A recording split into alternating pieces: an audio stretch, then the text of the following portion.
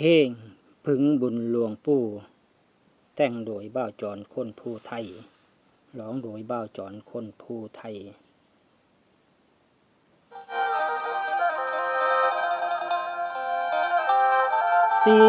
นิ้ว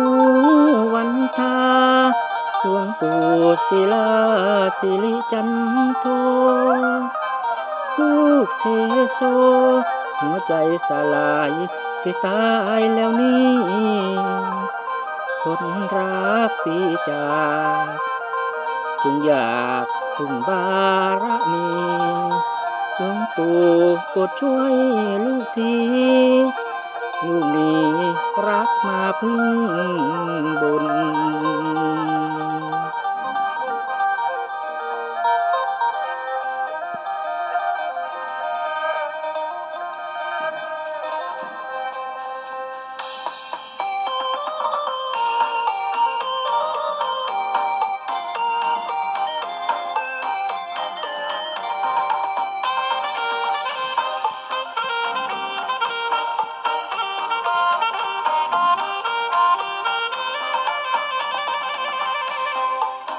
คนรักตีจากพักพลากห่างใจไกลนี้ชอกช้ำชีวิตจึงมาเข้าหาหลวงปู่ช่วยหาทางแก้ลูกแพ้ก็เต็มประตูคิดไปหัวใจหดหูวอนหลวงปู่เมตตาสงสารหลวงปู่ขอรับผมไว้เป็นศิษย์ช่วยเนรมิตรักใหม่ให้ผมเถิดนารักที่มั่นคงรักที่ไม่มีมารยาคำว่ารักเธอเท่าฟ้าขอโบกมือลาชั่วนิดนี้กั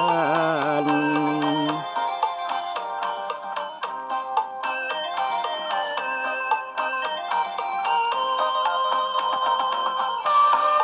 ฝัน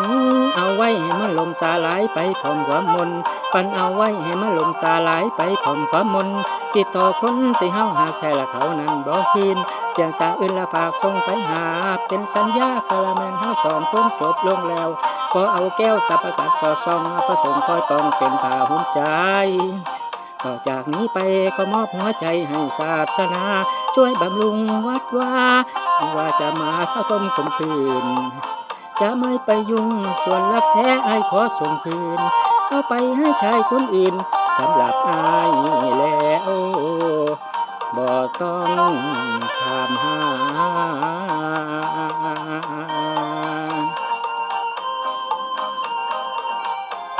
เมตตากรุณาผมด้วย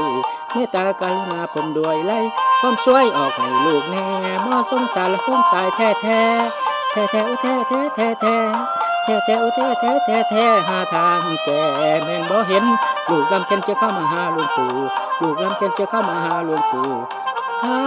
บ่เอ็นดูคงตายแน่คงตายแน่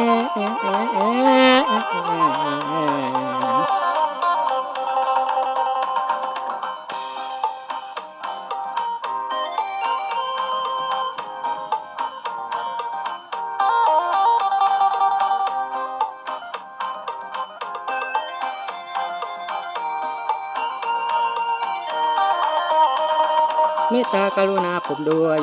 เมตตากรุณาผมด้วยไล่คนช่วยออกให้ลูกแน่บ่สงสารละคงตายแท้แท้